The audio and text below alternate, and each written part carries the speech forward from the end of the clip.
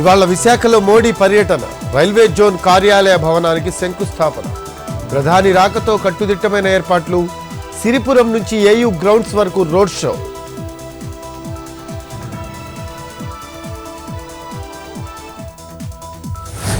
చట్టం తన పని తాను చేసుకుపోతుంది. కేటీఆర్ వ్యవహారం రాజకీయ అంశం కాదన్న భట్టి.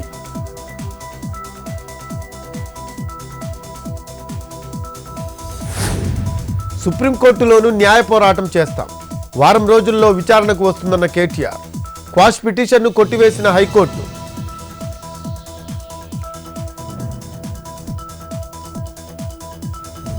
మెట్రో విస్తరణపై CM Revanth review. Future city, Shamirpet, Medchal metro డిపిఆర్లపై చర్చ. మార్చి నెలాఖరు వరకు పూర్తి చేయాలి అన్న ముఖ్యమంత్రి.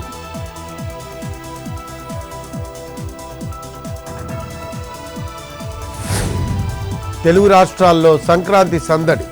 పండుగ కోసం ఏపీఎస్ఆర్టీసీ 7,200 ప్రత్యేక బస్సులు.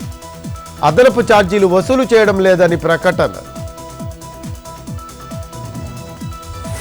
ఇస్రో తర్వాతి చైర్మన్గా డాక్టర్ వి నారాయణ్ నియామకం. అధికారిక నోటిఫికేషన్ విడుదల చేసిన కేంద్రం.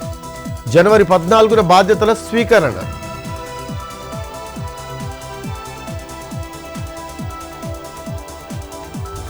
నేను డీటాక్సిఫై కావాలని కోరుకుంటున్నా. రిటైర్మెంట్ తర్వాత హిమాలయాలకు వెళ్తానన్న సిఈసి రాజీవ్ కుమార్. ఫిబ్రవరి 18న పదవీ విరమణ.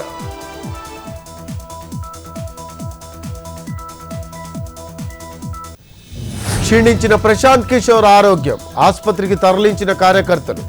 బీపీఎస్సీ ఇటీవల నిర్వహించిన పరీక్షలను రద్దు చేయాలని నిరాహార దీక్ష.